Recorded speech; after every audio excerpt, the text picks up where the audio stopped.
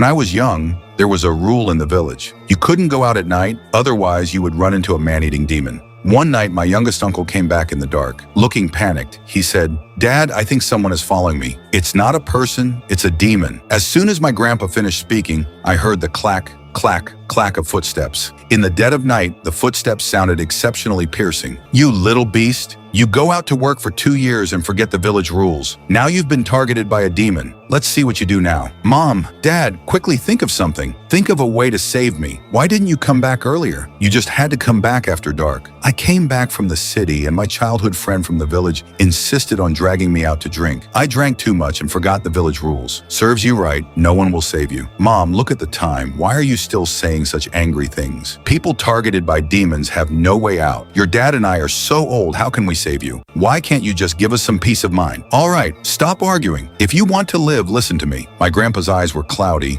and his face was expressionless, as if this whole thing had nothing to do with him. "Dad, I'll listen to you. What's your plan?" "Old woman, what time is it?" "It's already the Chou Hour, 1 a.m. to 3 a.m. Kill the chicken and slaughter the sheep. Let the demon fill its stomach first." For so many years, my family had only kept 1 chicken and 1 sheep in the yard. I couldn't even remember exactly how many years we had raised them. "Old man, demons eat people. If you give it chicken and mutton, will it agree to that? If you want to live, listen to me." As soon as my grandpa finished speaking, I heard the clack, clack, clack of footsteps again. The footsteps were getting closer, as if they were right at the courtyard gate. I glanced toward the gate, but it was pitch black, and there was nothing there. "Dad, let's do as you said. Kill the chicken and slaughter the sheep.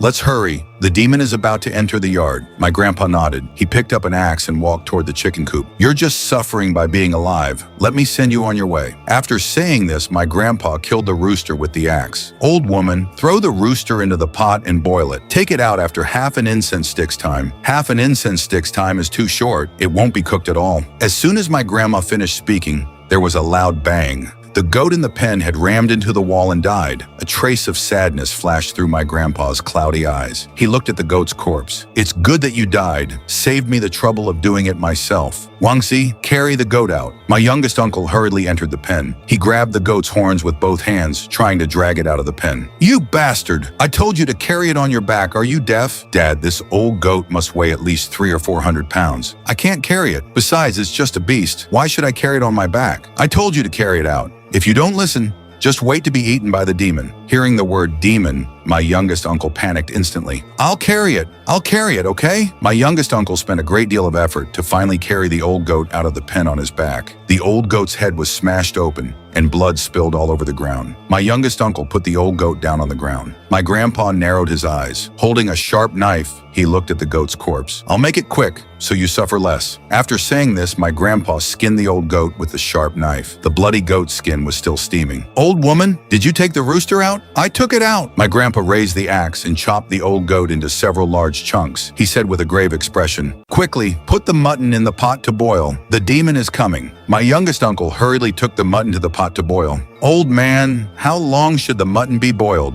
My grandpa took 18 sticks of incense from the storage room and lit them. "Boil it until the incense burns out." As soon as my grandpa finished speaking, the clack, clack of footsteps came from the door again. I looked up and saw an old lady standing at the courtyard gate. The old lady was as thin as a rake, her face deathly pale, staring straight into the yard. My youngest uncle was scared half to death. He hurriedly hid behind my grandpa. "Dad, the demon." "Don't panic. Give it the chicken first to satisfy its cravings. The mutton in the pot can only be given to it when the incense burns out." Did you all remember that? As soon as my grandpa finished speaking, the old lady entered the yard. She was hunched over, walking very slowly, looking incredibly eerie. "Young man, I've lived in the village for decades, always waiting for my son to come back. But over the years, I haven't even seen a shadow of him. If I hadn't seen you today and followed you back, I don't know how much longer I would have had to wait." The old lady grinned, revealing a mouthful of ghastly white teeth. It was terrifying to look at. My youngest uncle's legs went weak from fright, and he almost slumped to the ground. Seeing my youngest uncle's fear, the smile on the old lady's face became even more pronounced. "Young man, I haven't eaten in decades. I'm so hungry. Give me a bite to eat."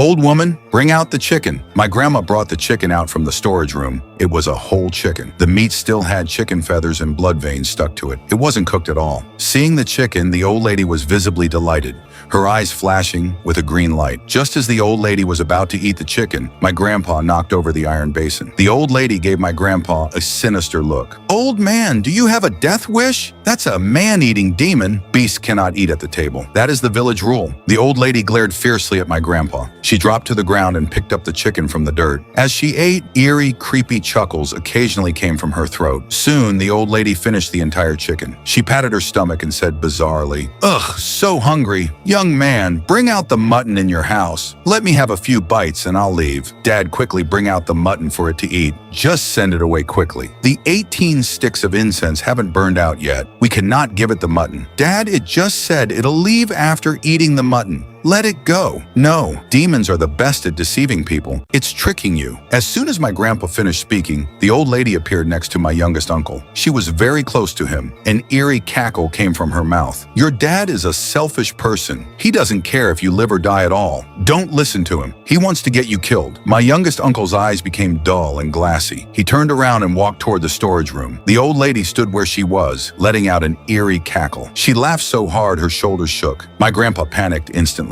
He hurriedly ran in front of my youngest uncle and blocked him. "Wangzi, wake up. You've been bewitched by the demon. The demon wants to kill you." My youngest uncle acted as if he didn't hear my grandpa speaking. He walked straight toward the storage room. My grandpa desperately pulled on my youngest uncle's arm, but my youngest uncle's strength suddenly became tremendous. He shoved my grandpa to the ground with one push. My youngest uncle brought the mutton out from the storage room. The 18 sticks of incense had only burned halfway. "Wangzi, wake up quickly. The incense hasn't burned out yet." My youngest uncle acted as if he didn't hear my grandpa speak. He placed the mutton on the table. The old lady grabbed the mutton and stuffed it into her mouth. At this moment, the 18 sticks of incense instantly went out. The old lady chuckled darkly. She stared at us while eating the mutton. My grandpa's voice was trembling as he spoke.